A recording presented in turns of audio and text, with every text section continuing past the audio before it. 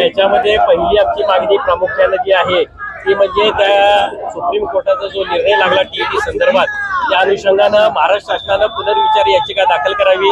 शासनाचे शिक्षण मंत्री राज्यमंत्री पंकज भोयर यांनी शब्दही दिला होता की आम्ही त्या ठिकाणी पुनर्विचार याचिका दाखल करतो आणि त्या विनंतीला मान देऊन आम्ही 1 तारखेस ऑक्टोबरचा मोर्चा स्थगित केला होता। परंतु त्या ठिकाणी शासनानं आमची पूर्णतः फसवणूक केली आणि या ठिकाणी कुठल्याही प्रकारची पुनर्विचार याचिका दाखल केलेली नाही। ही पुनर्विचार याचिका दाखल करावी यासाठीच खऱ्या अर्थानं हा मोर्चा आज पूर्ण महाराष्ट्रभर त्या ठिकाणी आयोजित केलेला आहे। आज जर बघितलं तर त्या ठिकाणी 13 फेब्रुवारी 2013 नंतर जे शिक्षक नेमले गेले ते टीईटी पात्र शिक्षक आहेत। त्यापूर्वीचे जे शिक्षक आहेत त्यांना त्या शैक्षणिक पात्रतेनुसार नेमणूक केलेली आहे, पण त्यांच्याकडे गुणवत्ता नाही असं म्हणणं म्हणजे हे हास्यास्पद आहे। कारण चांगल्या प्रकारची गुणवत्ता आहे म्हणून तर महाराष्ट्रामध्ये चांगल्या दर्जेदार शिक्षण या ठिकाणी या शिक्षकांच्या माध्यमातून दिलं जाते। त्यामुळे या बाबतीत शासनानं कुठल्याही परिस्थितीत पुनर्विचार याचिका दाखल करावी।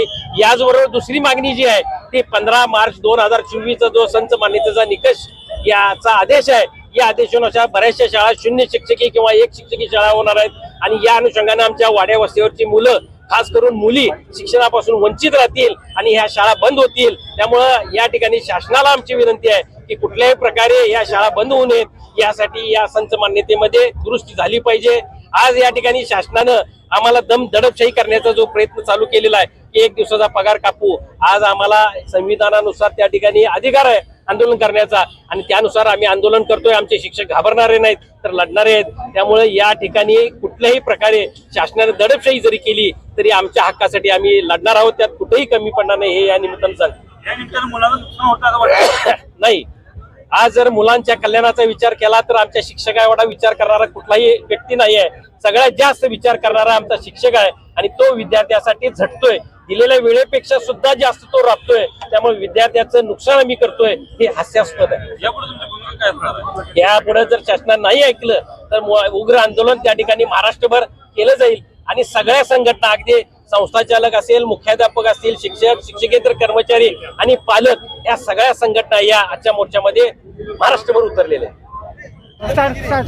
सुप्रीम कोर्टानं जे कायम शिक्षक आहेत ज्यांची 25-30 वर्ष सेवा झाली त्यांना सुद्धा टीईटी सक्ती केलेली आहे। हे संविधानाच्या विरोधामध्ये आहे, नैसर्गिक न्याय तत्वाच्या विरोधामध्ये आहे। ज्या त्यावेळी हे शिक्षक सेवेमध्ये आलेले आहेत त्या त्यावेळेच्या पात्रता परीक्षा दिलेल्या आहेत आणि त्यामुळं या अन्यायी निर्णयामुळे महाराष्ट्रामध्ये 3 लाख शिक्षक बाधित होणार आहेत, तर संपूर्ण देशामध्ये 25 लाख शिक्षकांच्या नोकऱ्या धोक्यात आलेल्या आहेत. त्यामुळे आजच्या आमच्या आंदोलनामध्ये प्रमुख मागणी ही आहे की टीईटी सक्ती रद्द झाली पाहिजे. कालच पंतप्रधानांना देशातील अनेक खासदार भेटलेले आहेत आणि त्यामुळे RTA कायदा 2009 यामध्ये संशोधन करून सुधारणा करून कायम शिक्षकांना टीईटी सक्ती जी केलेली आहे ती रद्द करावी ही प्रमुख मागणी आहे. अन्यथा आज महाराष्ट्रामध्ये शाळा बंद झाल्या, भविष्यकाळामध्ये संपूर्ण देशामध्ये एक दिवस शाळा बंद आंदोलन केलं जाईल असा इशारा मी या शासनाला आणि केंद्र शासनाला देतो. शिक्षक हे आमचे अतिशय गुणवत्तापूर्णच आहे. 2013 नंतर जे शिक्षक आले ते टीईटी पासून आलेले आहेत आणि त्यामुळे आता शाळेच्या दर्जेदारपणावर गुणवत्तापणावर आक्षेप घेण्याचं कारण नाही. आमची भूमिका हीच आहे की आम्हाला शिकू द्या. अनेक अशैक्षणिक कामं लावली जातात, ऑनलाईन कामं लावली जातात आणि पुरेसे शिक्षक दिले जात नाहीत. 15/24च्या संच मान्यतेचा जो आदेश आहे त्यामुळे आपल्या राज्यामध्ये 50,000 शिक्षक कमी होणार आहेत. मुळात शिक्षक नाहीत आणि दर्जेदार शिक्षकाची अपेक्षा करता येणार नाही. त्यामुळे आमची मागणी आहे टीईटी सक्ती रद्द करा, आहे त्या शिक्षकांना सेवेत कायम ठेवा, अन्यथा भारतभर शाळा बंद आंदोलन केलं जाईल. सुप्रीम कोर्टानं जो निर्णय दिला देशातील सर्व शिक्षकांना टीईटी बंधनकारक आहे म्हणून, टीईटी बंधनकारक आहे ज्यांची नोकरी 20-25 वर्ष झाली, जी 2013च्या अगोदर जी नोकरीत लागली त्यांनी आता टीईटी परीक्षा द्यायची. म्हणजे तुम्ही शासनानं नेमून दिलेला अभ्यासक्रम पास होऊनच आम्ही बीएड म्हणून नोकरीत लागलो ना, आणि परत हा आमच्यावरती अविश्वास का? हा अविश्वास फक्त शिक्षकांच्यावरती दाखवताय. मग शासकीय अधिकारी जे स्पर्धा परीक्षेतून वेगवेगळ्या पदावरती बसले त्यांची 10-20 वर्षांनी परीक्षा घ्या ना.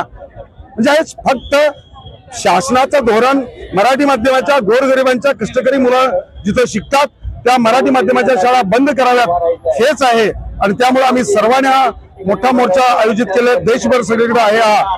आणि कोणत्याही परिस्थितीत शासनानं ताबडतोब सुप्रीम कोर्टामध्ये याची पुनर्विचार याचिका दाखल करावी एवढीच आमची विनंती आहे.